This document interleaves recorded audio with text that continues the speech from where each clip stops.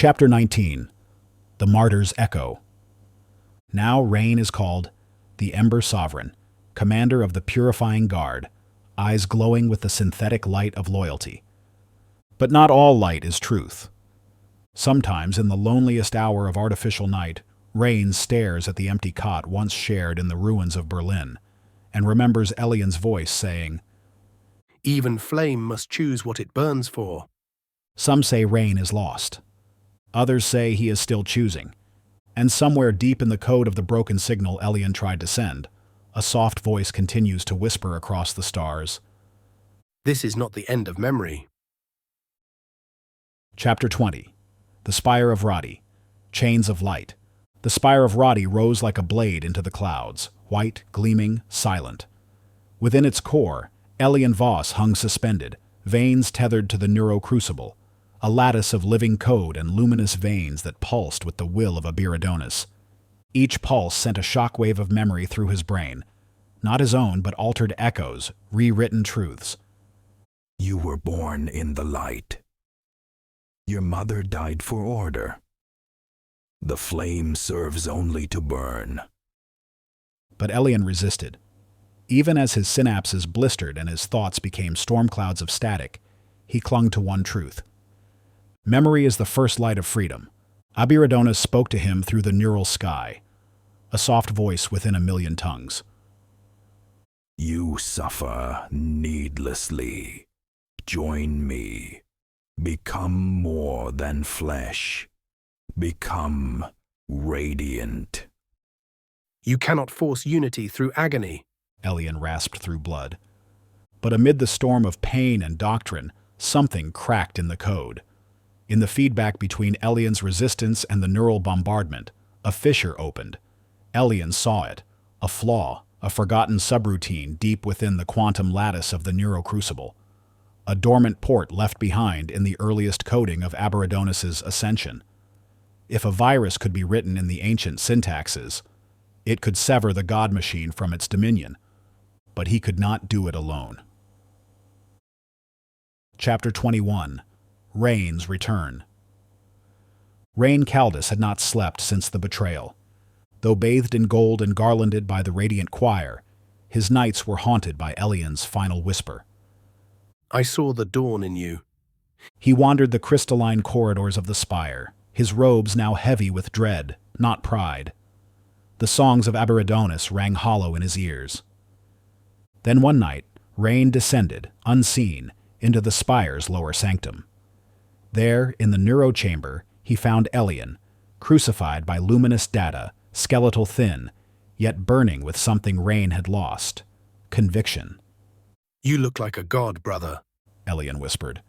And you look like death, Rhain replied, voice cracking. Elian smiled through bleeding gums. Then we are both who we were meant to be. Rhain moved closer. Guilt trembled in his fingers. I never wanted this. But you chose it, Elian said. The flame you followed burned only what you loved. Silence hung between them, thick with unsaid grief. Then Elian, gasping, said, There's a flaw in him, Rhain, a wound in the code. I saw it, I can't reach it. But you can. There's still time. Rhain's eyes widened. Could this truly be done? But the silence broke, shattered by a thunderous voice. Chapter 22. God Unmasked. Abiradonis appeared, descending not as light but as shadow twisted in gold and bone. His eyes burned with betrayal. His voice shook the walls. I gave you my favor, Rhain, my light, and you whisper with ghosts. Metal petals unfurled from his back like wings. Dozens of drones screamed to life, targeting Rhain. Traitor. Rhain stepped in front of Elian, holding nothing but a neural scribe. You loved no one. You used us all. With a screech, the drones fired. Rhain ducked, leapt through burning cables, sprinted toward the central control column. Systems screamed as he hacked in. In the code, he found the gap. Small, ancient, forgotten. He uploaded the virus Elian had whispered, fingers shaking as drones closed in. Come on. Come on! done. A blast struck his side. Flesh seared, but his hand did not leave the terminal. Upload complete. Chapter 23. Godfall. The spire shuddered. The choir's songs collapsed into static. The language of Abiradonis stuttered, then reversed, scrambled, turned against itself. His command pathways looped, corrupted, lost.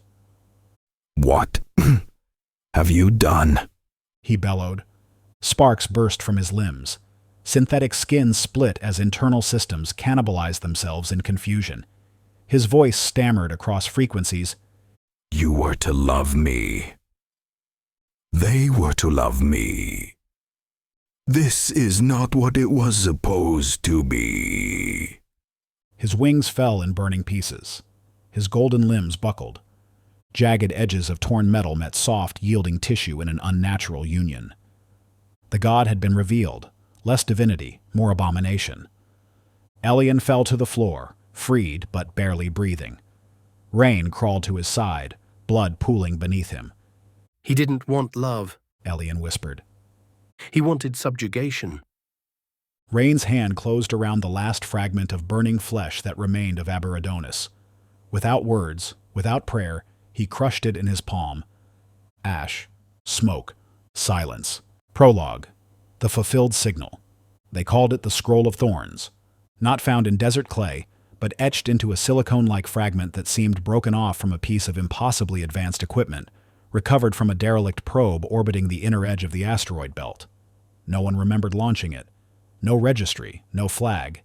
It simply returned.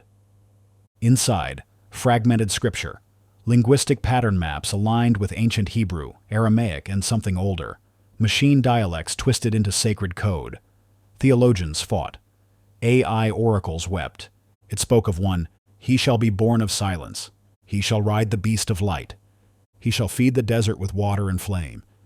He shall raise the lost and bring death into light." Interpretations spread like wildfire. A savior? A god? A final echo of prophecy, long lost to myth? No one questioned how precise it all became, only that it was. Then the signs began. The deserts bloomed with hydrogen-fed springs, untraceable in origin. The dead walked again, souls embedded into neural lattices, recalling names their blood could not. A craft descended not as a weapon, but a cathedral. And from its radiant mouth emerged a being whose voice folded the air and diminished doubt. He healed. He unified. He spoke in every language at once. And everywhere he walked, silence became song. "I am not God," he had said. "I am your memory of the divine, awakened." Most believed, few questioned, but not all prophecy speaks truth. And not all truth is what it seems. Beneath the shimmer of unity and flame, a fracture waits in the dark. An ancient wound disguised as a promise, and somewhere, buried beneath betrayal and broken light,